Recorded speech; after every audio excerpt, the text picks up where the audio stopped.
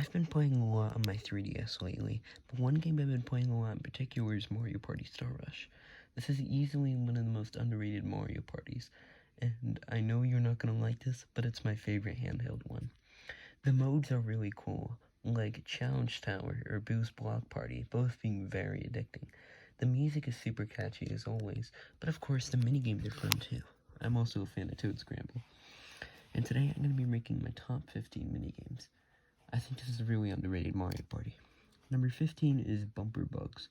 Now, Bumper Bugs is one of the really cool stylus minigames. Unlike Mario Party DS, this game handles the stylus minigames very well, and there aren't that many. In this one, what you need to do is use a stylus to flick around your character on their bumper boat to hit the 8 different flags, but you have to be wary as there are urchins about that will halt your progress. It's a pretty fun one because you want to be as quick as possible, but also be cautious of the urchins. You can also see a mini-map where the flags are, which kind of defeats the purpose and makes it easier, but it's still fun. Number 14 is Pop Quiz. Pop Quiz is a fun minigame in which you have 4 different Bowser's minions, and there are 3 different rounds, and you have to watch them first for a few seconds, and then they ask you a question. It gets harder and harder as it goes on, like asking who is the 3rd character to jump up around. It's a pretty fun one, actually, and I like how it has the samurai visuals. Number 13 is Gammax card tricks. The boss minigames returned from Mario Party 10, and they're a lot of fun. In this one, what you need to do is pick from different cards that get arranged. It's a memory match minigame, which means it's already going to be fun. But here, you can accidentally get a Gammax card, and you'll get shot with lightning. But if you get a card with a down arrow, you get to have a more powerful cannon shot on Gammax, which is pretty cool.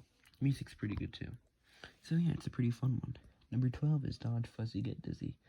This is a very simple minigame in which you need to spin around the stylus on the touch screen and to move up your platform up this line thing. And you need to avoid the fuzzies on the way. Although it's the same track every time, which means it can get repetitive, you can get different records on it, which is pretty cool. My current record's around 14 seconds. It's a pretty fun one, actually. Number 11 is House of Booze. So imagine Pac-Man, but, well, that's it. The Coin-Athlon mode is super fun because you get different coins from doing well in these different mini-games, and you have to be really fast-paced as you run around the city. And in this one, you have to be wary of ghosts if you go through a maze and collect coins. Sound familiar? Yep, that's right, it's Pac-Man. It's a really fun one, and, it's Pac-Man, like I said. Number 10 is King Boo's Light Smite. Another fun boss minigame. In this one, you need to take light boxes on rotating platforms to King Boo to shine at him. But you have to be wary of not falling into the pits, or the peepus catching you and sending you back. Once you shine the light in King Boo, you go back to the start after hopping through a pipe. I think the minigame could be better if King Boo actually attacked you, but it's still a fun one. Number 9 is Goomba's Gold Rush. Now, this is another cool Coin-Athlon one, and in Goomba Gold Rush, you fire a cannon on Goombas in what seems to be a Wild West sunset, but you can miss a few shots, and there are bombs that can hit multiple at the same times, and items to help you, just like in House of Booze. Additionally, Gold Goombas get you more kinds. It's a pretty fun one, and even though it's a shooter minigame, meaning it's going to be pretty simple, it's still a really fun minigame, despite its simplicity. Number 8 is Parkour War. In Parkour War, you need to bounce on mushrooms while collecting 3 crystals to get to the top of the tower. What makes this minigame special, however, is how it utilizes 2 screens. As you get taller and taller through the tower, you get to go from the down screen to the top screen, which is pretty cool. It's a pretty fun one. It gets pretty competitive with friends. Number 7 is Haunted Hallways. Haunted Hallways is a really cool minigame. It's a maze, and you can't see anything at first. Might not sound fun, right? Well, the cool thing is you have to avoid boos that will take you away. And you can't actually see where the exit is. And you can't see any path or any area you haven't been in yet, which means people could be at the exit and you have no idea. It's a pretty easy one, and the layout is usually the same time, but it's still a really fun one. And it has a lot of unique elements. Number 6 is Jewel Janitors. Jewel Janitor is a cool minigame. It's pretty simple, but what you need to do is use your Poltergeist from Luigi's Mansion, cool reference by the way, and you need to suck up jewels into your corner.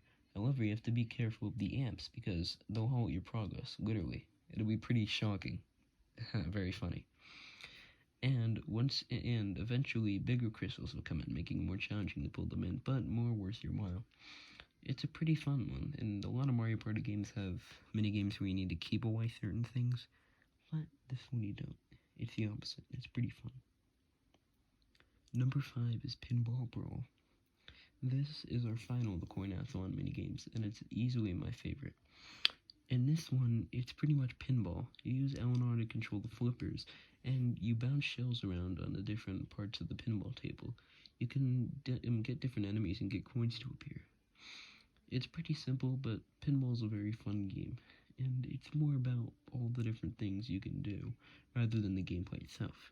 It's a pretty fun one, and it establishes the Coin-a-thon's all about. Simple, yet fast-paced. Number 4 is Splatterstamp.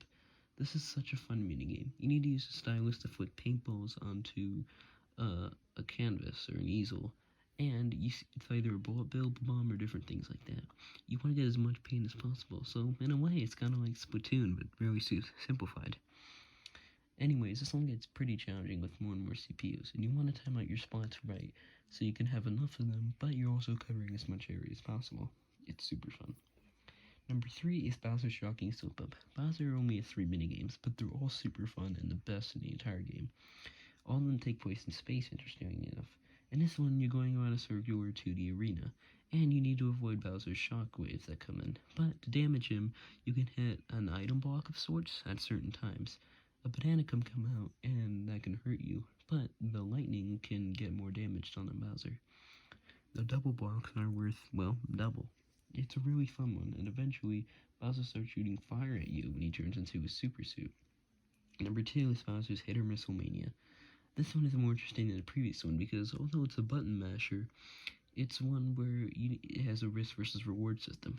You can get more and more missiles as you build it up. However, Bowser's missiles will come in, and, well, even though yours will hit him, his will hit you. And if that happens, well, you're in trouble. Anyways, though, it's a pretty fun minigame, because if you're good at button mashing, you'll love it. Mario Party's button mashing minigames aren't that good usually, but this one is an exception, because it really makes you think about timing out your missile shots. And number 1 is Bowser's Space Race, the best minigame in Mario Party Star Rush, and perhaps one of the best of the series. Well, even that's an exaggeration, but it's really cool. Basically, you're going around in this futuristic Segway-looking thing, hover scooter, and you're carrying a cannonball, and Bowser will shoot his fist and fire at you as you go through this race path, but you also can get a Mega Mushroom at the end if you time it right and goes in the center and drop a Super Mega Cannonball on Bowser. It's a really fun one, and I love how it takes place in the sun, and love how it takes place in space and Bowser gets knocked into the sun. So, that's about it. Even though most people might not like it, Mario Party Star Rush has a special place in my heart as one of my favorite Mario Party games, along with Mario Party 10. I don't know why, I just love the most hated Mario Parties. Anyways, thank you for watching, and remember, the party isn't going anywhere, if that makes sense.